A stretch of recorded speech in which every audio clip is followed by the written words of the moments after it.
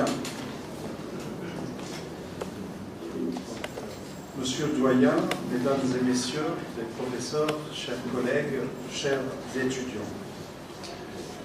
Au nom du comité d'organisation et du groupe marocain de sémiotique, je vous remercie de votre présence et je réitère les vœux de bienvenue à tous les participants venus des pays voisins, Algérie, Espagne, l'Italie qui n'est pas encore présente, mais elle arrivera ce soir, incarnée par le professeur Maronnet. Et surtout des participants des universités du Maroc, Faculté des lettres de Fès, Darmez, Faculté des lettres de Fès, Saïs, Faculté des lettres polydisciplinaires de Teza, de Oujda, de Rabat, de Mohammedia, d'El Jadida.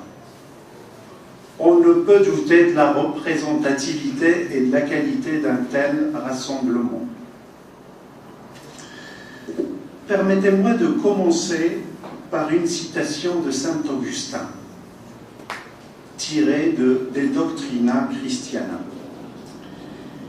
Il n'y a aucune raison de signifier, c'est-à-dire de produire des signes, sinon celle de transmettre dans un autre esprit ce que le destinateur du signe a dans son propre esprit.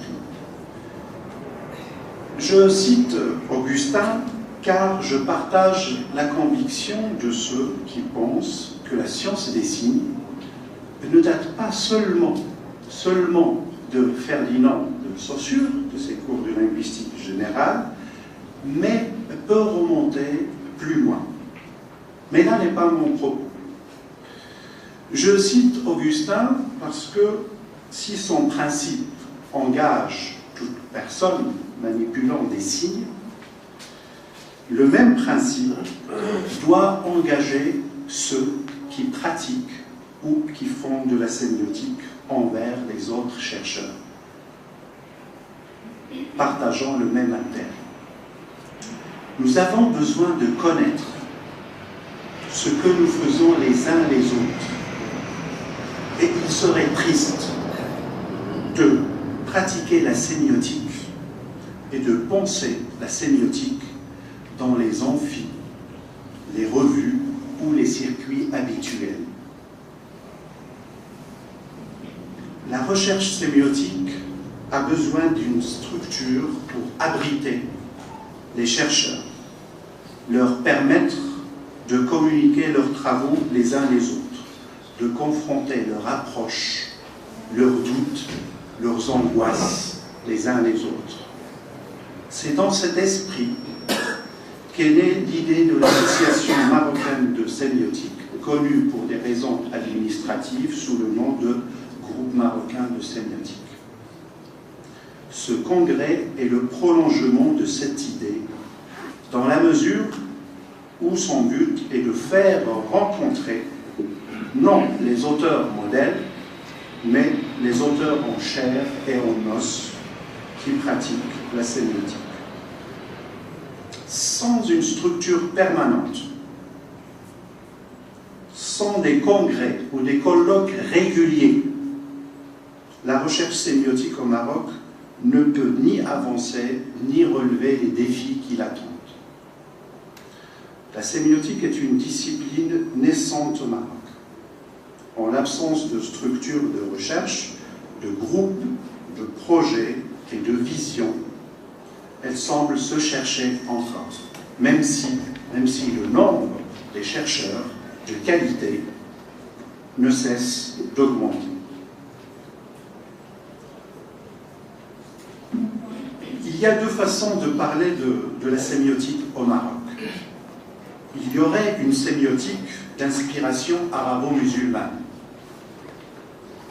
qui remonte au Moyen-Âge et qui reste à déterminer quant à sa nature et quant à la possibilité de son existence et de son développement.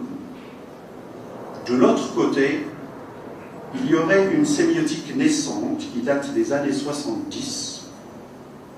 La première sémiotique d'inspiration arabo-musulmane demeure un peu problématique, car se heurtant à quelques difficultés d'ordre méthodologique et épistémologique qui demandent à elles seules un congrès à part.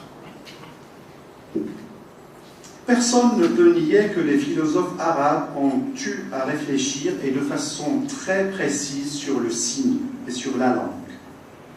On trouve des choses très pertinentes. Par exemple, chez At-Tahanoui, vous me corrigez les professeurs arabisants, sur le signe, voire une typologie bien détaillée.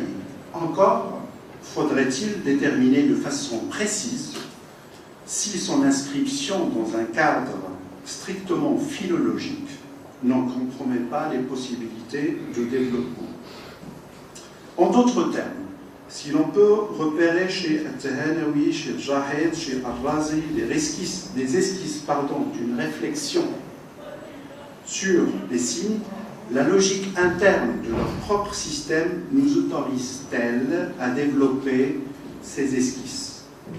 Il y a des pages dont l'exégèse est clé pour le futur de Ar-Razi, et là je réfère aux travaux de Ustad Hanoun, du professeur Hanoun. Donc il y a des pages dans le livre d'Ar-Razi qui expliquent avec force et éclat notre impossibilité à penser sans les signes ou à nommer ce que l'on ne connaît pas. De même pour des gens comme Jahed, que ce soit dans ses lettres ou dans Al-Bayan ou Al-Tabiyin. Je m'arrête là parce que je ne veux pas vous donner l'impression de commencer déjà une communication sur la sémiotique d'inspiration arabo-musulmane. J'en reviens au deuxième type de sémiotique. Le deuxième type de sémiotique a vu le jour à partir des années 70, comme on sait, et semble accorder une place de choix aux sémiotiques dites spécifiques ou appliquées, notamment les sémiotiques d'orientation structurale. Là où les questions que soulève l'exercice de ces sémiotiques, donc les questions sont liées à certains choix urgents que ceux qui les pratiquent doivent prendre. S'agit-il de continuer à consacrer des approches considérées comme implicitement infaillibles, ou doit-on essayer de les développer, interrogeons sérieusement leur assumption, quitte à dénoncer les métaphysiques sur lesquelles elles se fondent. En parcourant les titres de communication de ce congrès, on ne peut que se réjouir de la diversité des sujets et de l'écho qu'elle donne aux divers axes proposés dans l'appel à communication du départ. Et je vous en remercie. Je rappelle ces axes: aspect de la recherche sémiotique au Maroc, problème de la recherche sémiotique au Maroc, sémiotique, société et mentalité marocaine, et enfin sémiotique et traduction. Il suffit donc de regarder le programme pour voir comment il promet d'offrir des réponses aux problématiques citées. Je remercie donc les intervenants qui ont respecté ces axes. Je remercie particulièrement nos amis d'Italie et d'Espagne qui ont accepté de bien vouloir modifier leur sujet à ma demande et consacrer leur communication à la recherche sémiotique en Espagne et à la recherche sémiotique en Italie. Mon intention derrière cette requête était qu'on puisse profiter les uns des autres et qu'on puisse s'ouvrir sur d'autres sémiotiques étrangères. Chers collègues, chers étudiants, monsieur le doyen, la recherche sémiotique au Maroc commence. Il lui faut une certaine organisation afin de se faire connaître. Il lui faut une certaine visibilité. Il lui faut aussi définir ses objectifs, oser regarder en face certaines réalités et se pencher sur le patrimoine avec sérénité et sans complexe. Nous en avons les moyens maintenant.